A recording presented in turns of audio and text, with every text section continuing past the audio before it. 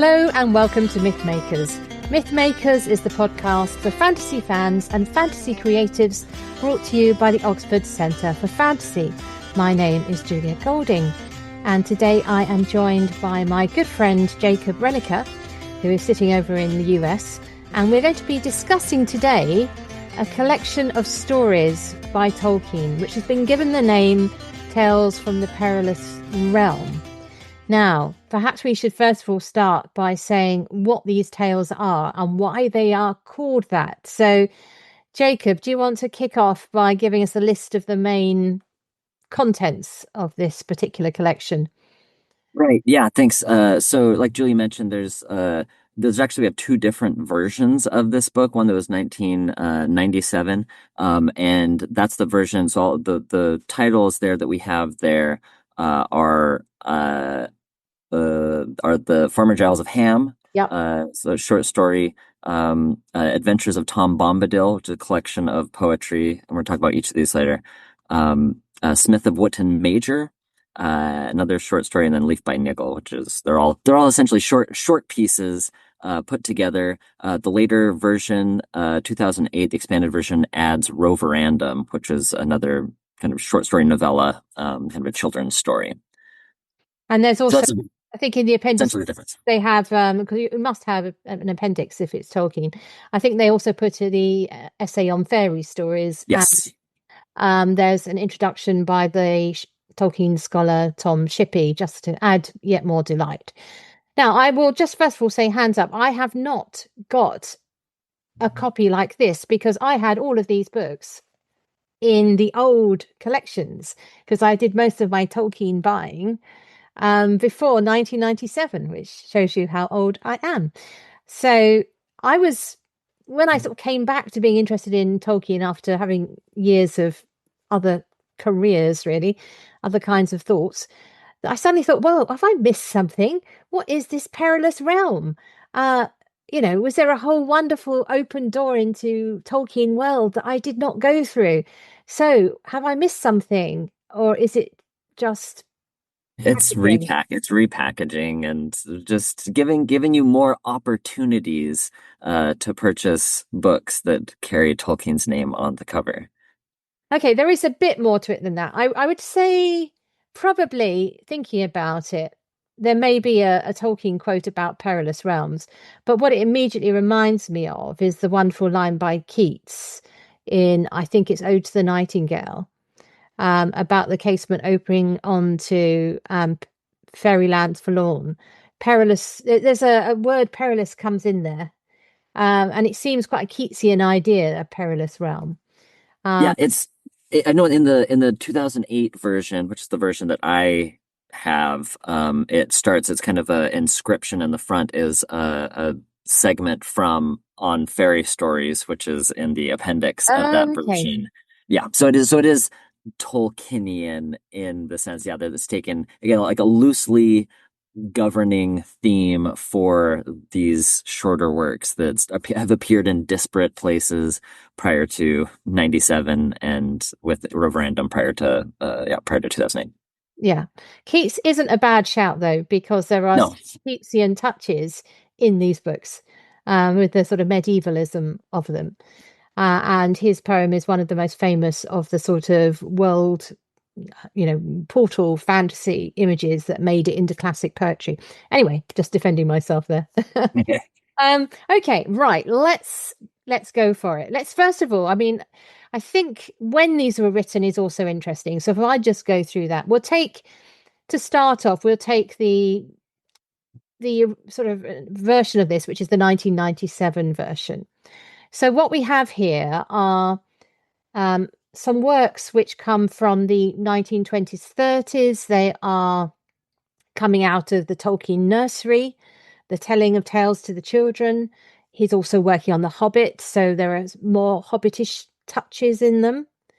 Then you've got, so that would be particularly Farmer Giles, Roverandom too, but that's a late. But Farmer Giles is definitely in that ilk. Then you've got the wartime thoughts as Tolkien is struggling to put together Lord of the Rings. And coming out of that, you've got Leaf by Niggle. But he's also at this time, that's the period of the on fairy stories thinking. And so the touches about the place of fairy, the place of fantasy, are having an academic expression as well as a story expression. And you can see that flowing into the Smith of Wootton Major, which is also sort of a bit later. And the Adventures of Tom Bombadil poetry collection is a ragbag of things. We talked about the poetry in our last get together. So what he's done is he's bundled up various pieces of work and put them together. So I don't think that has an easy date, because those were composed at different points and put together for later publication when he became famous. Why not? So let us think. For the question I have, which I'd like to sort of have as the overarching question for us to think about, is: do they work as a whole, or is the concept forced? We sort of started off by saying, is it packaging? Is it real? And also the added question is, does it work because everything Tolkien imagines in the end is dragged into the sort of wake of his bigger project?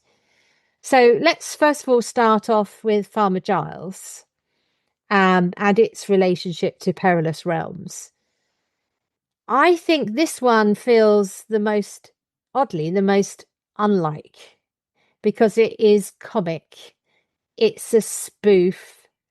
It is a spoof of, I should say, elements of Beowulf and Sir Gawain and the Green Knight. So the Beowulf element is the fighting of successive monsters, but they're comic monsters.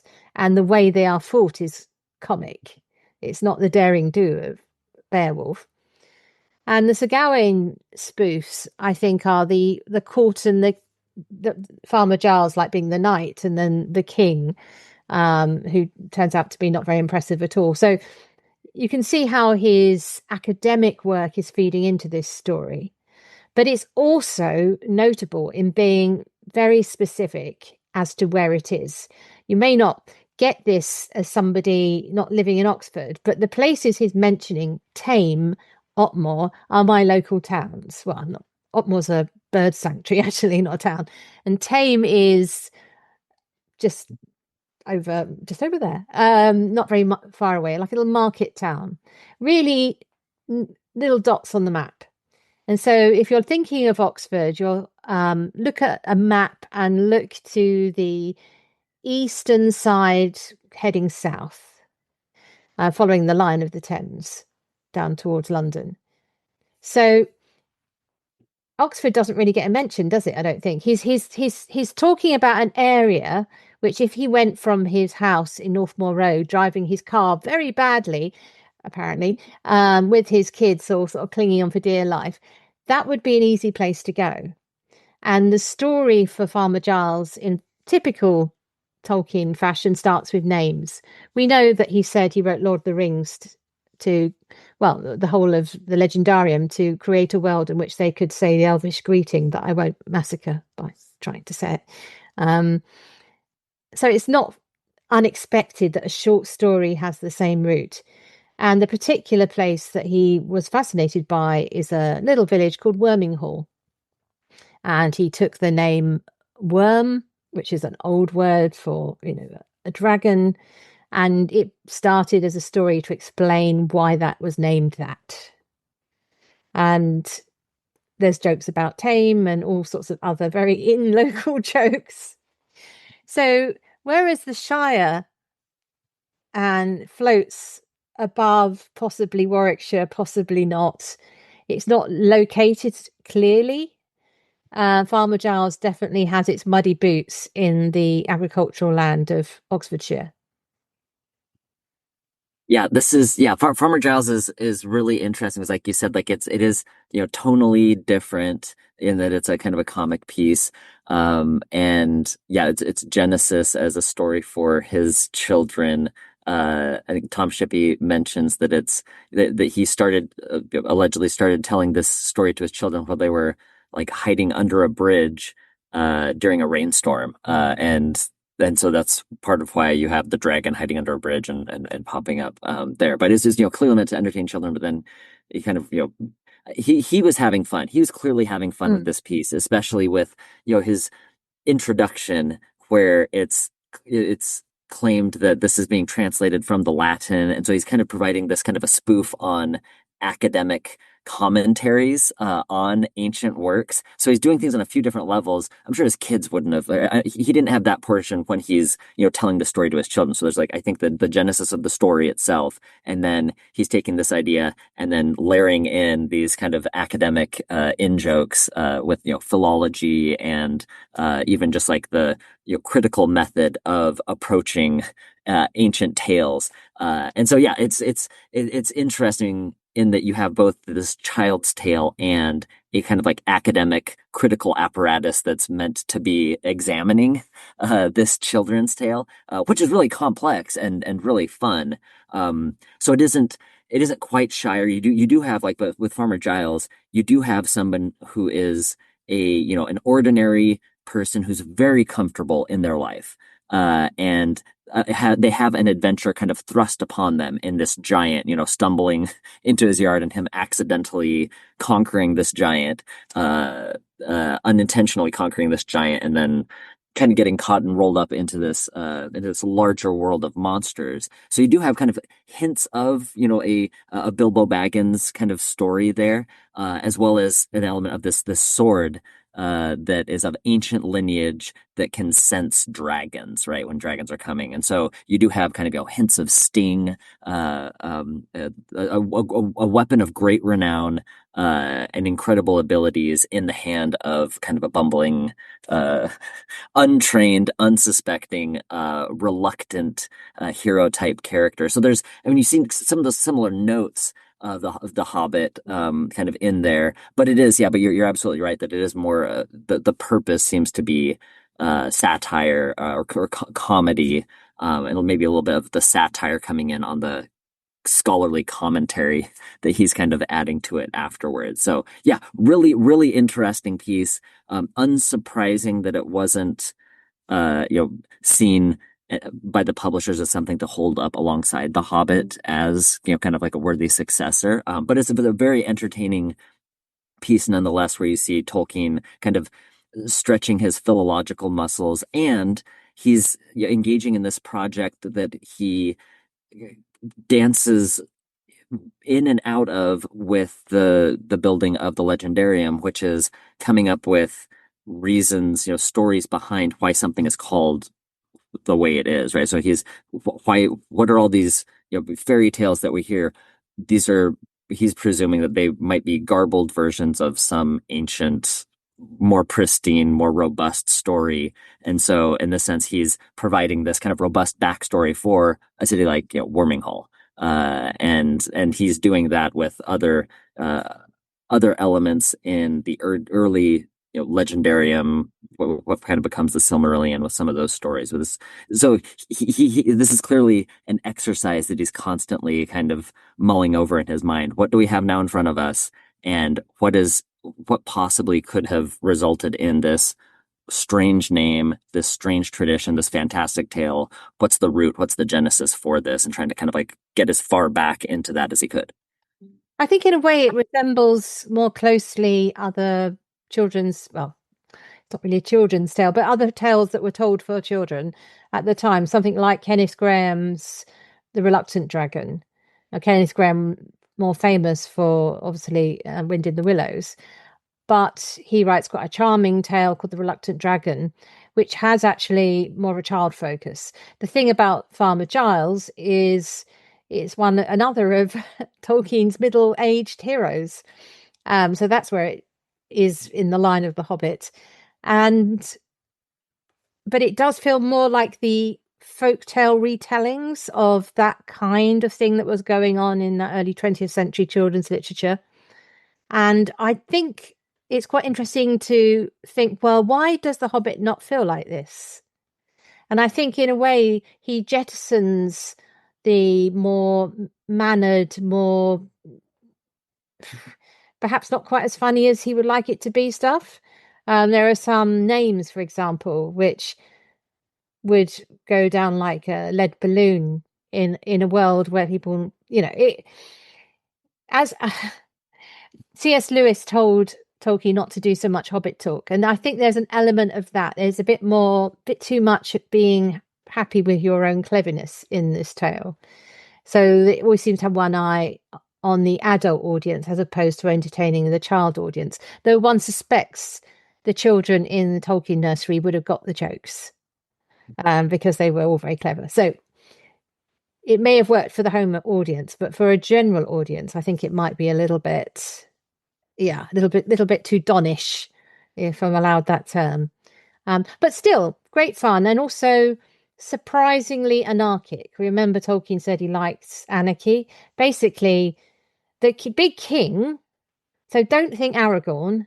Think much more like the Anglo-Saxon kingdom. So people who have a defined area which they rule, like Mercia or Wessex. It's a smaller, like almost like a couple of shires together stretch. And from this, Farmer Giles sets himself up as a king and refuses to sort of separates himself off, which in a way the Shire in The Lord of the Rings ends up as an independent kingdom. So, but not through this. Farmer Giles does it by basically telling the king he doesn't recognize him anymore. He's got a dragon, so scares him off. So the politics is different, and the politics is very anarchic. He hates big government, shall we say. He and his wife, Agatha. So enjoyable, but I'm not sure it has much of the grandeur and the feeling and the beauty and it's got the comedy, but it's like a story told by hobbits rather than about hobbits. Yeah, that's a good way of putting it. Yeah. So in terms of this being placed in the Perilous Realm, you do have the existence of monsters, but it's only kind of in name or formally only Perilous Realm. This is taking place in Perilous Realm, but there isn't like that weight of this, real true danger. Like it doesn't feel mythic in the way that you do have it's bubbling folkloric. up. And so that's Folkloric. Yeah. It also feels quite Chaucerian, and we know we've just recently discovered through scholarship that Chaucer was working on an edition of Canterbury Tales all through his life and never didn't finish. So, he had a lot of other things to do. So you can see an element of Chaucer in it as well, the sort of the funny tales in Chaucer without the crudeness. Okay, so that's Farmer Giles. There's a lot more to say, but let's move on to, shall we do Leaf by Niggle next? This one is the charming short story, which feels like a Pilgrim's Progress. Feels very allegorical. It reminds me most of something like C.S. Lewis's Great Divorce. And it also has a structure a bit similar to The Last Battle, with the idea of going further up and further in, though, of course, it was written beforehand. That whole idea, I think, is actually based on a biblical passage. So they both got it out of a biblical understanding of the reality in Revelation. But anyway, so they've got common sources. And probably Dante as well. Let's throw Dante. Yeah, the Purgatorio specifically. Yeah, that both Lewis and Tolkien would have been very familiar with. And yeah, so the similarities are they're reading the same stuff and talking about the same ideas. It's clearly self-reflective, because Tolkien would be the first person to admit that he niggles at things, and that word niggle means to be very finicky, to keep wanting to change. So if you're the kind of, you would say now you're a perfectionist, you won't let something go, you'll keep tinkering at it, a tinkerer at things.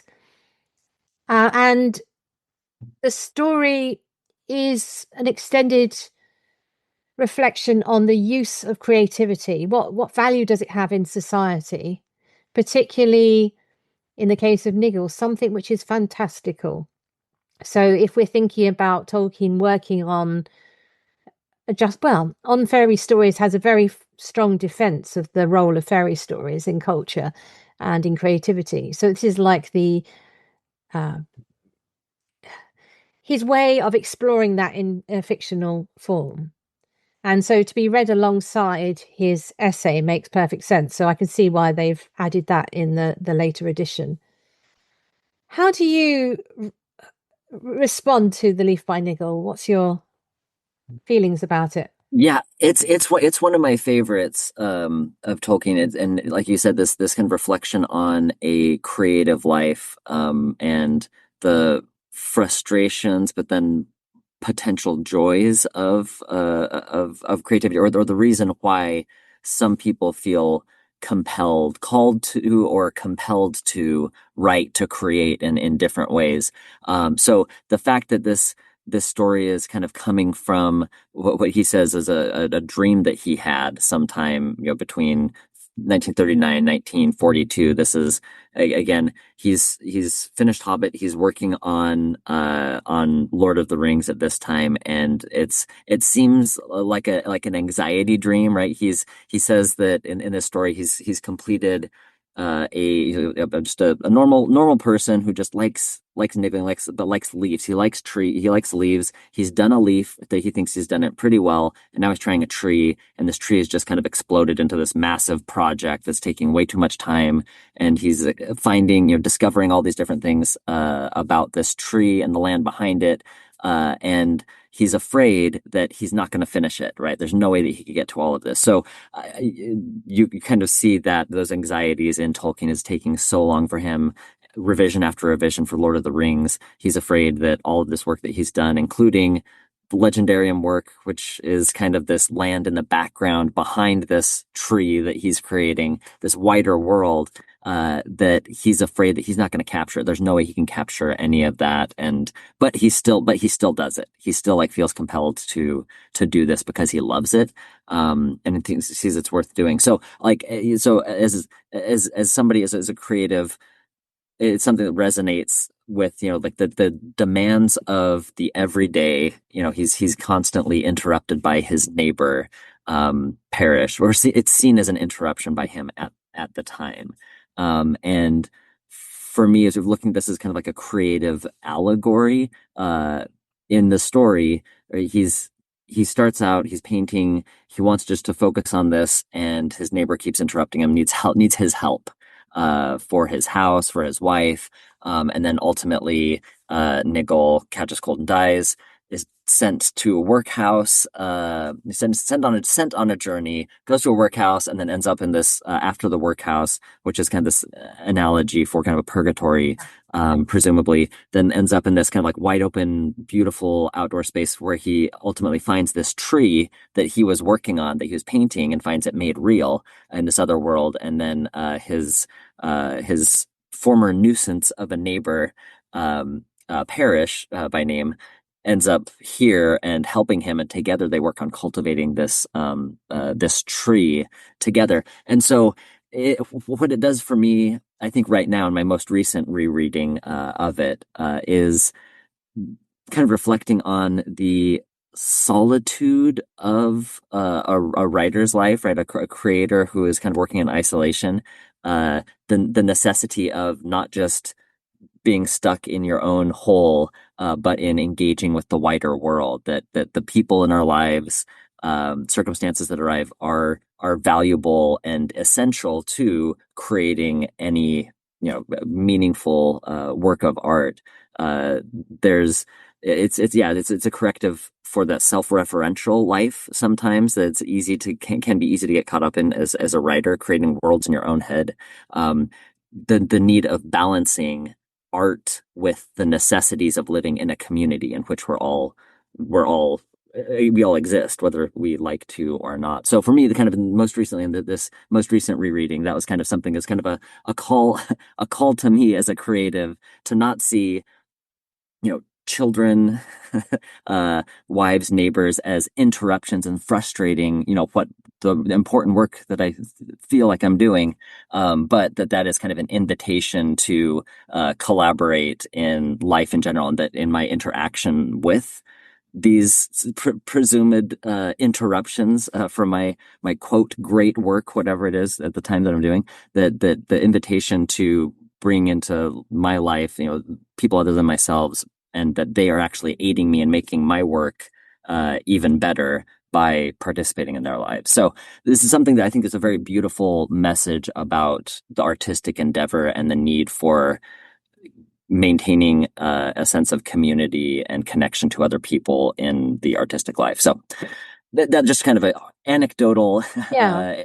kind of sense that I got just this last time reading it. So I was interested in the way that you said on this read, it meant this to me, because I think one of the much discussed areas, and we have discussed it in Tolkien and Lewis, is the idea of allegory and applicability. So the allegorical hallmarks in Leaf by Niggle are things like the names. So to Niggle, that's obviously what I already described, but parish, I don't know how much listeners know about the English system of organizing itself, but the fundamental unit was around the parish church, and it actually administered things like poor, alms for the poor and things like that, almshouses. By the sort of, obviously we've got bigger government departments doing that kind of thing now, but still, even today, villages and rural areas are organised in parishes. And I'm a parish councillor for my sins in the village I live, so we do things like run the children's playgrounds and cut the grass, it's that kind of stuff. So when Mr. Parish comes in, he's like the everyday stuff that comes through the door saying, oh, Mr. Niggle, can you come and, spend some time mending the church roof, or tidying up the school playground, or, it's that stuff, that daily little grind. And of course, during the war for Tolkien, he was doing war work. So what was knocking on the door was come and be on the fire watch to check the buildings of Oxford didn't burn down in an air raid and things like that, much more important things. So those, as you were saying, that is the stuff of daily life. And that matters. So it matters that the children's playground works and that Oxford doesn't burn down. It's no good just doing a little leaf. But I would say that the application that I take from it on this time of reading is about the joy of discovering what your work meant to other people.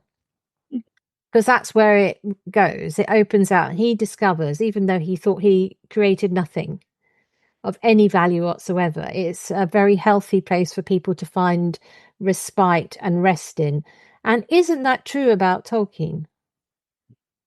He didn't know, because he's writing this prior to the publication of Lord of the Rings. So he might have in mind just The Hobbit at this stage.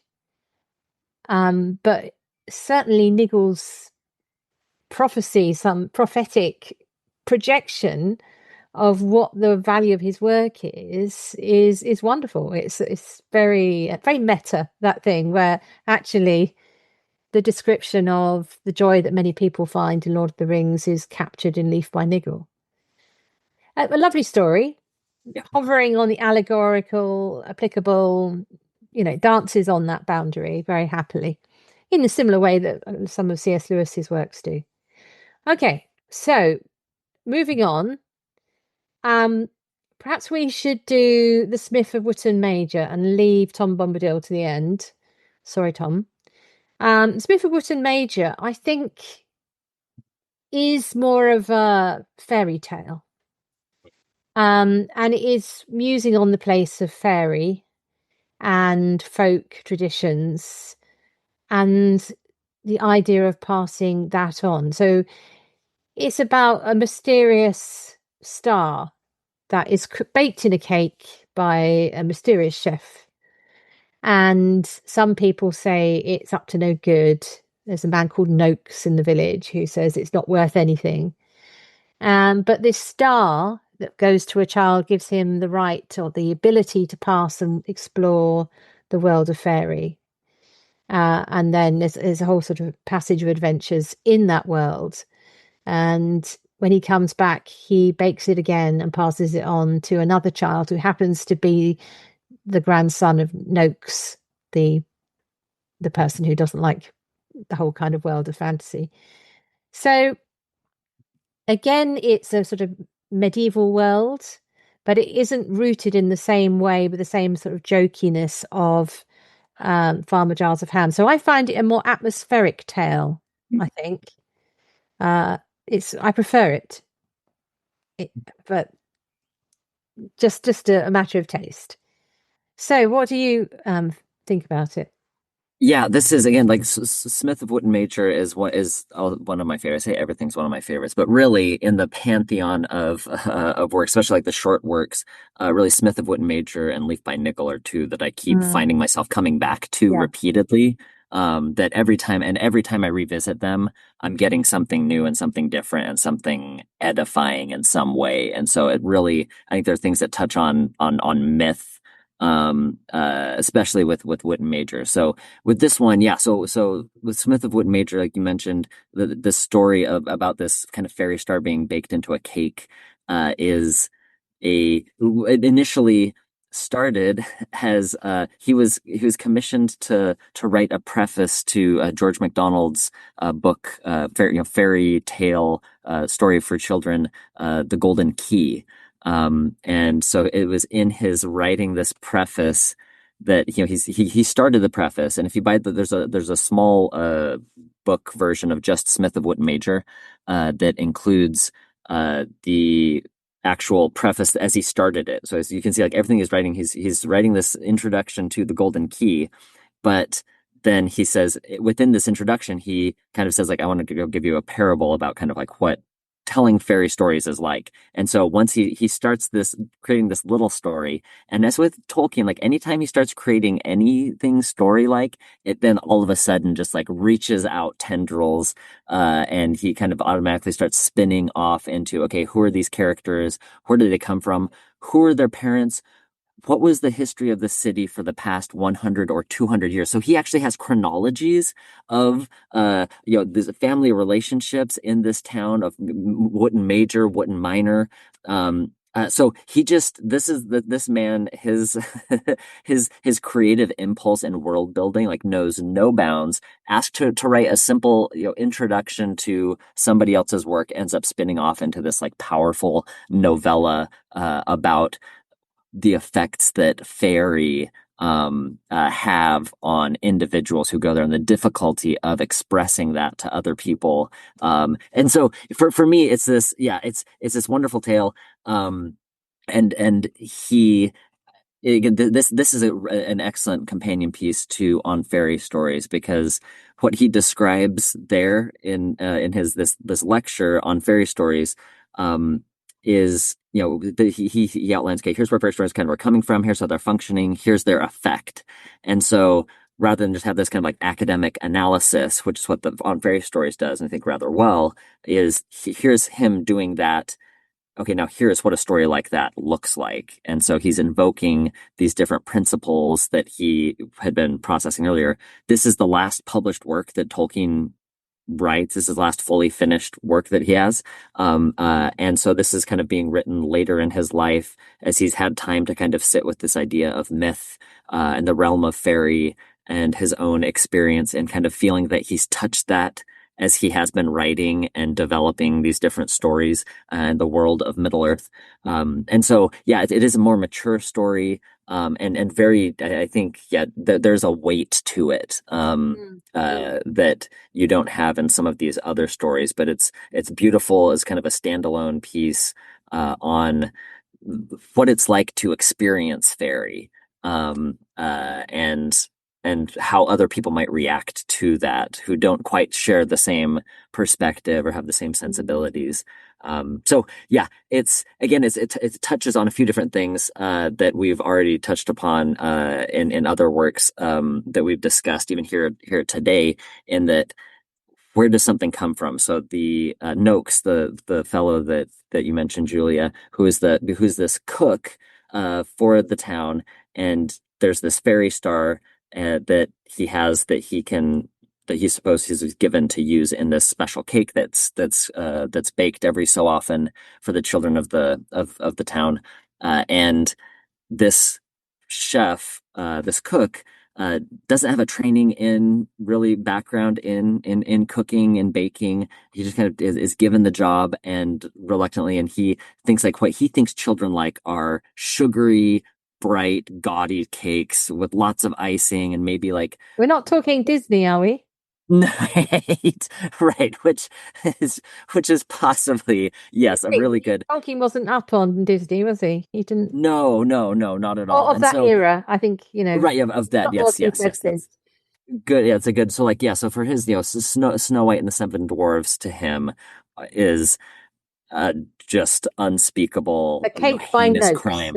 Yes, yeah, yeah, exactly, exactly. So this is kind of looking at what other people who didn't appreciate fairy stories or relegating, like he says in on fairy stories, the essay, that society in large, at large, kind of as he's experienced it, have kind of relegated fairy tales to the nursery, and that these are stories for children and should only, be simplified to just kind of more kind of superficial topics, themes, treatments of life, of people. And whereas, and in this story, uh, he makes the point, that it's better, maybe better that the elves actually do make the point that, well, yeah, maybe even just like this super simplified, uh, uh, reductive elf figure, this elf queen, with a little wand and all this sugary frosting. That's even better than nothing. So at least having that as maybe a doorway, a step into the larger, real weighty, perilous realm of fairy. And but there is something that these cakes, these gaudy frosted, sugary cakes for children.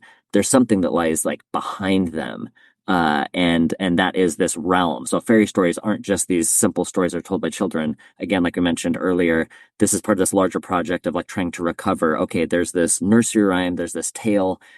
What is the like epic mythic background for this? What's its genealogy?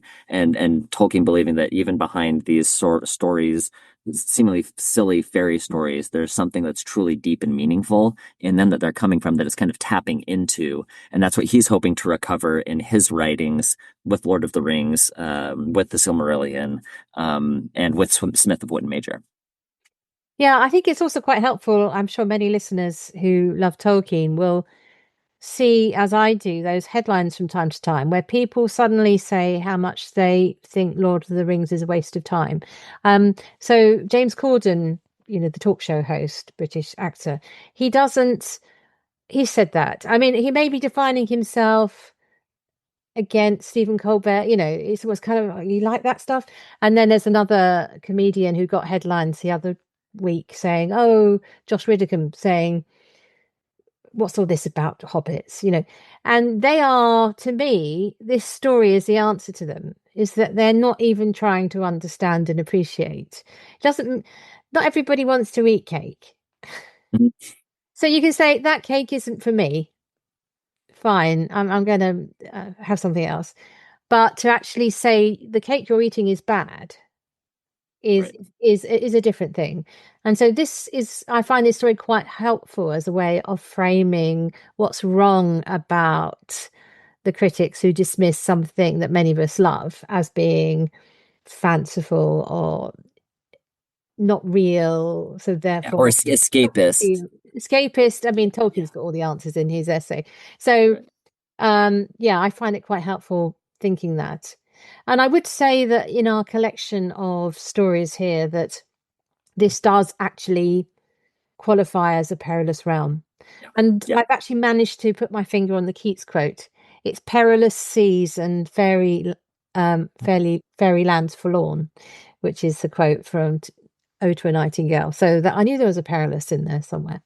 So it does seem part of that perilous realm, because when the Smith actually does go into fairy, he meets the queen and she isn't comfortable. She's quite like Galadriel. She's quite sort of, she could, she's a queen, dangerous. Yeah. which is of And course. the yeah, and there's the ship of elven, these like elven soldiers that wash up on the shore and they're like marching past him and he's just scared out of his wits and kind of like drops down on the ground and cowers. There's this storm that like comes in and blows off and strips this one tree of all its leaves that was kind of helping Smith to hang on, and then it's weeping and then he's told to go away and Yeah, so there's it's there's not a danger. comfortable place. It's a dangerous place. It's perilous. So yes, this does fit. The description on the title does fit this story. Yeah. Well, I have a quick question for you, Julia. So, if we're looking at this title of Tales from the Perilous Realm, where would you put the peril in Leaf by Niggle? Where does that perilous realm? Where does that exist in that story, or could be teased out? I find it hard to actually fit that one in, other than we are all at peril of our mortal soul in that sense. But I don't think that's what this means. Because I think that Leaf by Niggle is our world and the next life. Um, and fairy has always been placed as the third way. Um, and that's how it was described. So you had, the door in the hill, in the green hill that goes to fairy is like the third way. So I don't think it does personally, and I think it's a big stretch in the branding. But anyway, if people disagree, please let us know. What about you?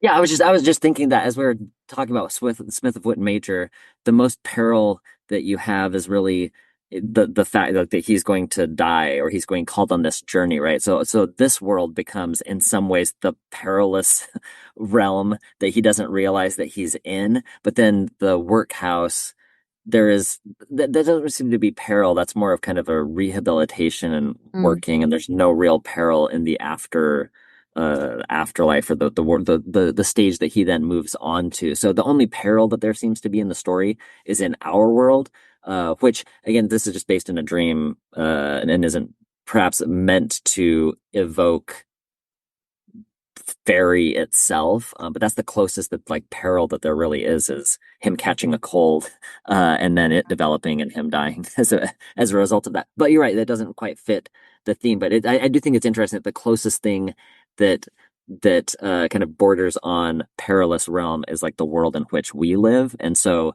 if it is helping you to see the world we live in as something that is like Tolkien argues in on fairy stories that what language can do, what fairy tales can do is help you see by understanding a dragon that can help you understand horses better. If these tales are something that helps you see more brightly and more richly the world in which you live, then they've done their job, and that's to enrich the world in which we live through these kind of secondary worlds. Helps come yeah. up with this with a fresh view. So maybe that, but that's me being super generous and stretching perhaps far too far to make that work. But yeah, you're right. It doesn't fit neatly in with some of the other tales that we've been discussing. Yeah. It's that I don't think that is a fairy tale. Right, right. It's not a fairy tale. Okay, so we haven't talked about Rover Random, which I think doesn't fit very well either, even though it does have I it's a sort of There's picker. so much. I don't know. So this is my first time reading Roverandom, which I'm grateful that I did. Because as I'm reading it now after having, been so steeped in Tolkien's larger world and legendarium, just seeing all the different kind of ideas that he's playing with here Mm. in this children's story. You have quarrels between wizards that are kind of dueling. You have these creatures, like Poseidon, these like gods that are described as kind of diminishing in size, becoming Poseidon has become the size of a minnow. So it's kind of like Tolkien talking, alluding to the fact that like fairies or elves have kind of over the years have kind of diminished in size and perception. There's the Man in the Moon, which we'll talk about in a bit with the Tom Adventures of Tom Bombadil. So Man in the Moon is a character and where these kind of rhymes are coming from.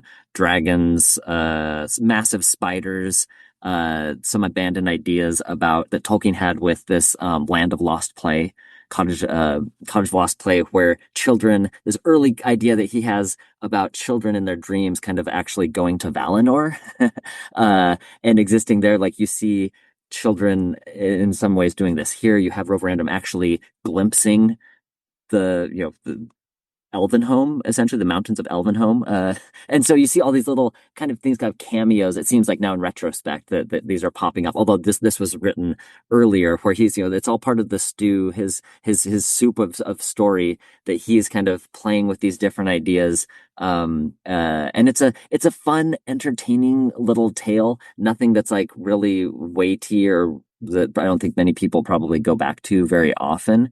But again, this is Tolkien's impulse to his son lost a toy, Yeah. and so he wrote an entire story to explain this lost metal dog that they lost on the beach. His son was inconsolable, and so he spun this whole tale for him to make him feel better about that, which is I think an incredible storytelling impulse that's marrying this the creative impulse with your, like we were talking about before, the quote interruptions, the people that you interact with every day. He's using his storytelling powers to help console a child, which I absolutely get. Yet just yesterday, my child lost his favorite car, dropped it was running, and it flew out of his pocket and landed in the ocean, and we couldn't get it, and so he was just inconsolable. So now, after having read this, it's like, now do I need to set aside Yeah. time to write this like epic tale about Yeah. this True. car that gets transformed into a naiad and has adventures under the sea and whatever? I think an Is that undersea vehicle. Yeah. right? More Toy Doesn't fit Story. cleanly. What's that Yeah. Carl Pixar thing? I think that if you're sort of putting it in a category, you can see why it didn't make the cut for the Tales from the Perilous Realm first time around. This time you can also see why it does. It feels a bit more like the randomness, Rover Random, obviously in the title. But it feels more like the way the Father Christmas letters suck in that Mm. whole sort of series of ragbag of ideas. Okay, right. We're not going to spend too long on Tom Bombadil, Adventures of Tom Bombadil, because we talked a lot about poetry last time. But I do want to start, put focus on the introduction. Because here we've been talking about the publishers packaging this as the Perilous Realm stories rather than Middle Earth stories. And what we have in the Tom Bombadil is something that actually is in Middle Earth. Right. So we've got it's sort of I don't know, it's sort of not quite following the Perilous Realm theme, but there are stories in it which apply. Um, that feel more like something that would be found in a world of Smith of Wootton Major or Farmer Giles of Ham. But the introduction to it, and I think Tolkien is basically very clearly trying to appeal to people to buy it who've bought The Hobbit.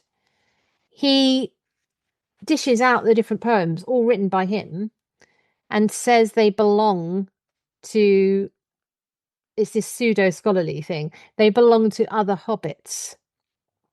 So we've got the present selection is taken from the older pieces, mainly concerned with legends and jests of the Shire at the end of the Third Age, that appear to have been made by hobbits, especially by Bilbo and his friends or their immediate descendants.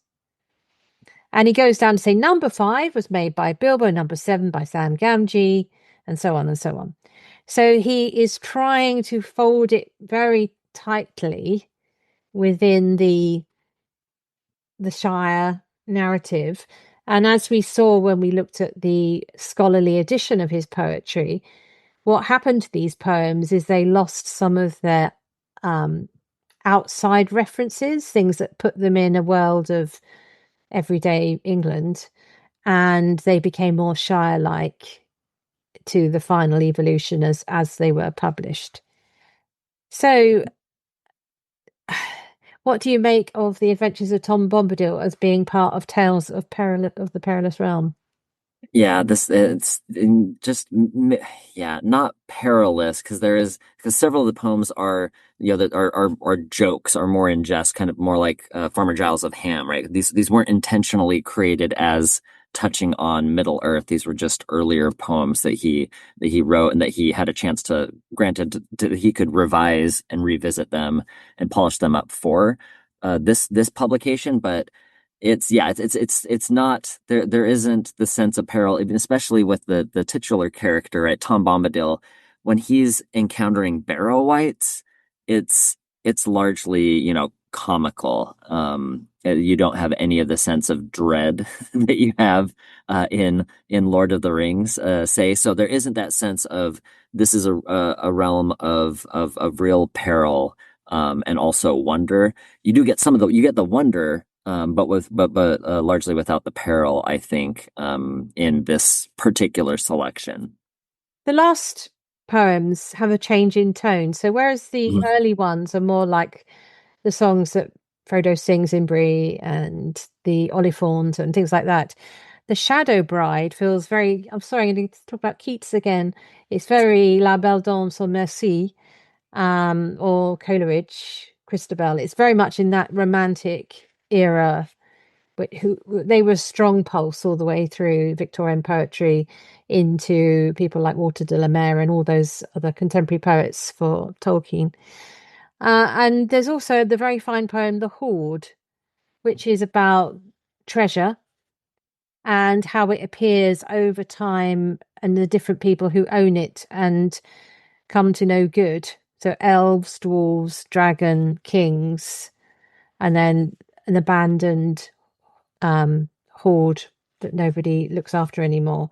I rather like that poem. It's my favorite of Yeah, and that's probably, yeah, that poem is probably the closest thing to like a perilous realm, I think, is like the yeah. peril of dragon sickness, right? Is essentially what that is kind of outlining. And the Sea Bell also feels and the Last Ship, they're quite elven. Yeah. Yeah. Um so there are some where the tone feels more in that place, but the first part, as you say, is The more first parts is more, yeah, it's just kind of hodgepodge things kind of repurposed. but we would uh stress that Tolkien didn't give it that title. So it's fine for him to do it and say yeah. these are the adventures of Tom Bombadil. It's what we're looking at here is how they've been packaged as the Perilous Realm Yeah. and what sense that makes. Yeah, so the last sort of place just to rest in this, when the 1997, I think it was, edition came out, the BBC followed up with an adaptation by Brian Sibley, which I was having a listen to today. It's full of some greats. It's got Michael Hordern, who was Gandalf in their wonderful Lord of the Rings, and it's got Brian Blessed, who is the famous actor of the booming voice playing Farmer Giles, which seems like a perfect casting. So that's a lot of fun. And there's also a version of it read by the great actor Derek Jacobi. So if you like to imbibe these as an audio version, they are two interesting places to go. The adaptation obviously is not a literal reading. It's imaginative play upon the top, but very close to the books. So okay, so how are we going to finish talking about this? I would say that I would just do a little warning that if you're going to dip into these books and you haven't already, I think The Perilous Realms is quite a sort of sexy, attractive title, and the contents don't quite live up to what you might be expecting. So do a little bit of thinking as to why it's been packaged like this, and don't blame Tolkien if it doesn't quite fit Right. what you're coming Yeah. to expect. Yeah, I think I'm trying to think of for whom this book would be best as a like a standalone. Like if you're interested in reading with the exception of Tom Bombadil. So if you're interested in seeing like what other things Tolkien has written, and just kind of get a sense for kind of the range of things that he wrote outside of The Hobbit, Lord of the Rings, and Silmarillion, I think this would be a good kind of like a sampler for that, Mm. with the kind of caveat that the Adventures of Tom Bombadil actually takes place in Middle Earth, but it still has kind of a variety of different things that weren't originally intended in many cases to fit within that. So I think it still gives you a sense for Tolkien, him working outside of the legendarium. Yeah. What does that even look like? This is I think a good kind of collection of those for people who want to see what Tolkien is doing and how he does storytelling outside of Middle Earth.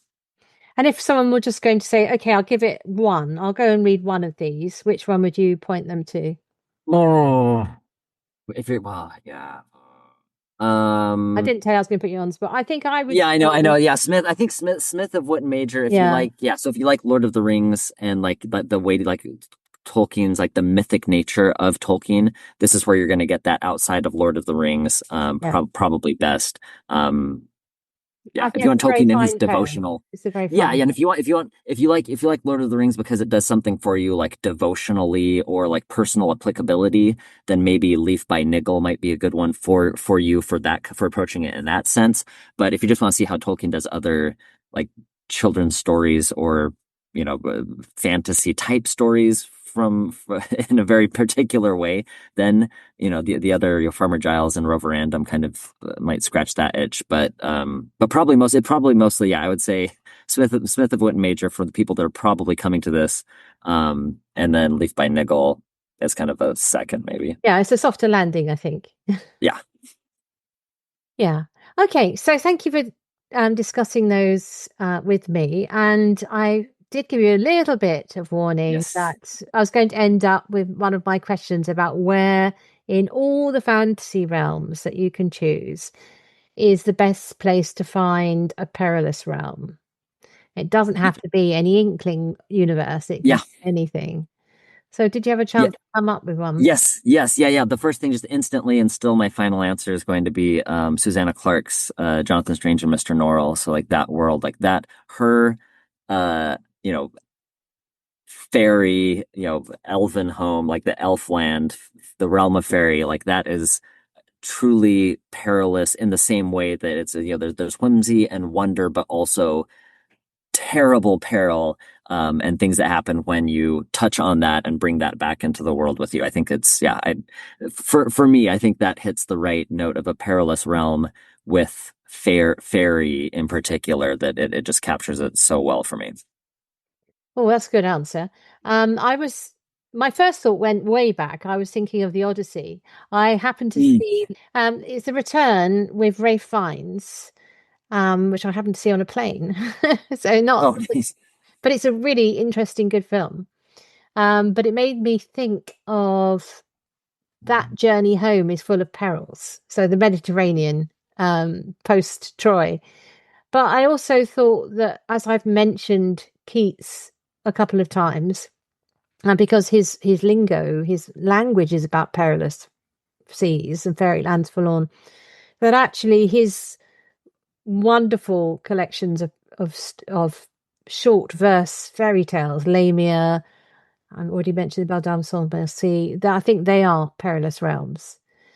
Um, Not the Greek ones, not the Endymion ones, but the ones which are in the medieval inspired world. I'd go for them. So a bit I of need to, yeah, and that's an area where I'm lacking in my familiarity. So I definitely want to check those out. So they're quite thank the you good for thing those about references. poetry is they're quite short. So you could knock that off, at lunch today. um, but in terms of the language and the one I talked about, the casement, is in his wonderful, wonderful ode to a Nightingale, which, if you haven't read it, guys, just read it out loud and appreciate the mastery of Keats. He had a very brief and brilliant career as a writer, and obviously that is his, at the fullness of his powers, he was writing these pieces. Right, well, thank you very much. Thank you very much for spending some time in peril with me. Happy to. I couldn't think of a better person to be in peril with.